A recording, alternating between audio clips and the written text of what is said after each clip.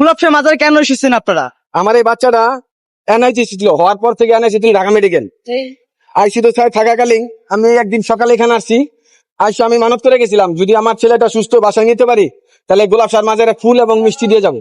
তো আজকে 3 মাস হয়ে গেছে আমার বাচ্চা হয়েছে, গোলাপশাহের দোয়ায় এবং আশীর্বাদে আমি আজকে ফুল এবং মিষ্টি, ফুলটা পাইনি দিতে, কিন্তু মিষ্টিটা আর আগরবাতি মোমবাতি দিয়ে গেছি।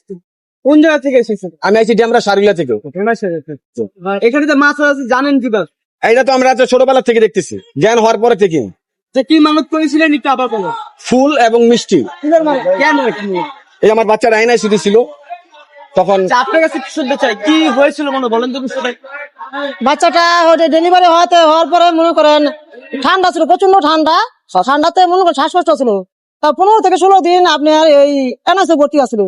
তখন মনে করেন বাচ্চার ইটা ছিল না, তখন এই মনে করেন মাজারে মানত করাতে আমার বাচ্চাটা পুরো সুস্থ পাইছে। আমার পুরো বিশ্বাস যে সৃষ্টি করতে আমার বাচ্চারে কিন্তু আবার কোলা ফিরে দিচ্ছে। মানত করেছিলেন কবে? বাচ্চাটা হওয়ার পরে কয়েকদিন পরে মানত করেছিল। জুন মাসের 23 তারিখ। কি মানত করেছিলেন? ওই জুন মাসে 22 তারিখ, আমরা 23 তারিখ মানাতেছি। মানত করছে মিষ্টি দিব মাজারে, মিষ্টি দিয়ে দিব। কেন দিবেন তো? এই যে বাচ্চাটা যে সুস্থ হয়। এখন কি সুস্থ হয়েছে? হ্যাঁ আলহামদুলিল্লাহ অনেক সুস্থ।